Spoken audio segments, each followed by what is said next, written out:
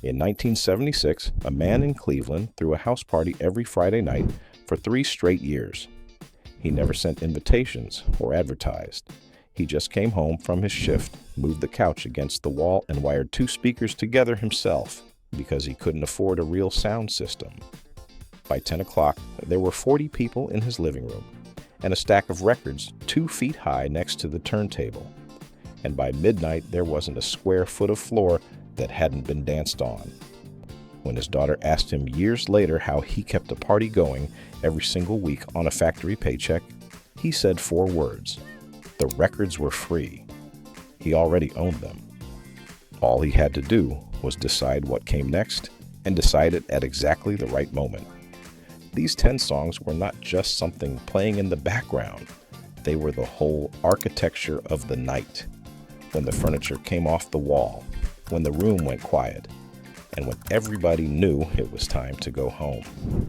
Number 6 is the song 2 men wrote out of pure spite after getting turned away from the most famous club in the country. Number 2 is the record that was recorded with an actual party happening in the studio while the tape was rolling. And number 1 was recorded in a single take by a 19-year-old who didn't even know the words until the microphone was already on. Number 10, Rock the Boat by the Hughes Corporation, 1974. This one hit number 1 on the pop chart in the summer of 1974, one of the first records to bring the sound that would become disco into ordinary living rooms before the word disco was even common. At a house party, it was the record that got people who'd been standing against the wall all night to finally commit to the floor. A woman in Detroit said you could always tell who was serious about dancing that summer, because they were the ones who stood up the second this record started, before the chorus even hit. Number 9, Fire by Ohio Players, 1974.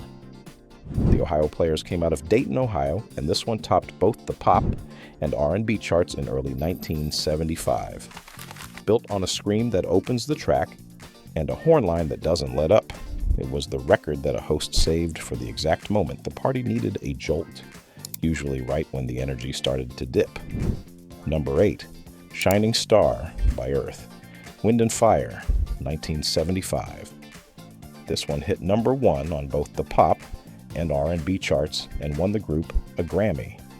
Built around horns, layered vocals, and a groove that never fully resolves, it became one of the records that defined what a black house party in the mid-70s was supposed to sound like the moment you walked through the front door. Number 7, Fight the Power, Part 1, by the Isley Brothers, 1975. This one hit number 1 on the R&B chart, built on a horn-driven groove and a title that carried real weight during a decade of ongoing struggle for civil rights and economic justice. The Isley Brothers had been recording since the late 1950s by this point, and this record showed a group willing to fold protest directly into a party record without losing the floor. At a house party, it worked as both a dance record and a statement, the kind of song an older uncle would turn up louder on purpose. Here's something this list won't tell you unless we stop the countdown to say it. A lot of these records became hits in living rooms and clubs long before radio caught up. Disco and funk both built their earliest audiences on 12-inch records that DJs played at parties, while mainstream radio still treated the sound as a passing trend. The dance floor decided what a hit was before the industry ever agreed. By the time radio caught on, the party had already moved on to the next record, number 6, Le Freak, by Chic, 1978.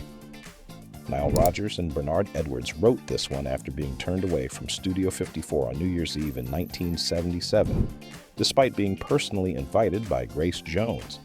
They went home angry, started jamming out their frustration, and turned it into a record that hit number 1 on the pop and R&B charts and became one of the best-selling singles in Atlantic Records history. The club that wouldn't let them in ended up playing their song on repeat.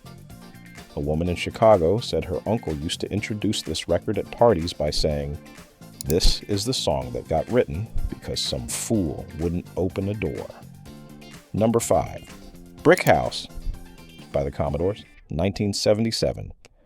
Written collaboratively by the whole band, This one reached the pop and R&B top 10. Built on a bass line so dominant, it left almost no room for anything else in the mix. The Commodores were already established as one of the biggest self-contained bands of the decade by this point, but this record showed a rawer, funkier side than their ballads had. At a house party, this was the record that didn't need an announcement. The bass alone told the whole room what to do next. Number 4. Boogie Oogie Oogie by A Taste of Honey, 1978. This one hit number 1 on both the pop and R&B charts, performed by a self-contained band whose members played their own instruments at a time when that wasn't a given for a group led by 2 women. It won the band a Grammy for Best New Artist. At a house party, the title alone was often shouted across the room as an instruction, not just a lyric. Number 3. Best of My Love by The Emotions, 1977. Produced by Maurice White of Earth, Wind and Fire, this one spent weeks at number 1 on both the pop and R&B charts. At a house party, this was the record that could bring the whole room, dancers, card players, and the people standing in the kitchen, into the same conversation for exactly 3.5 minutes. Number 2, Got to Give It Up. Part 1 by Marvin Gaye, 1977. Gaye recorded this one in his own studio, Marvin's Room, and built an actual party into the session, bringing in his brother, his girlfriend, and his friend Frankie Beverly of Maze, who played percussion on a milk bottle and spoon. Partway through, Gaye can be heard shouting out Soul Train host Don Cornelius, one of his close friends, who was there in the room. It went to number 1 on the pop, R&B, and dance charts. The party on the record was a real party. Number 1, We Are Family by Sister Sledge, 1979. Written and produced by Chic's Nile Rodgers and Bernard Edwards, this one was recorded in a single take by 19-year-old Kathy Sledge, who didn't know the lyrics beforehand. The producers fed her each line through her headphones as she sang to keep the performance spontaneous. It went to number 1 on the R&B chart and number 2 on the pop chart in the summer of 1979. At a house party, it wasn't really a dance record. It was closer to a roll call, the one song that could get every single person in the room, no matter what they'd been doing all night, singing the same 4 words at the same time. Here's my challenge. This week, ask whoever controlled the record player in your family, not the DJ, the real one. The person who decided when to slow it down and when to speed it back up. What song they'd play first if they had that living room back for one more Saturday night. Write down what they tell you, because that answer is a piece of history that doesn't exist anywhere else. Drop the song your family's house party couldn't happen without in the comments. I want to know if it was the record that got the furniture pushed back, or the one that came on right before everybody had to go home.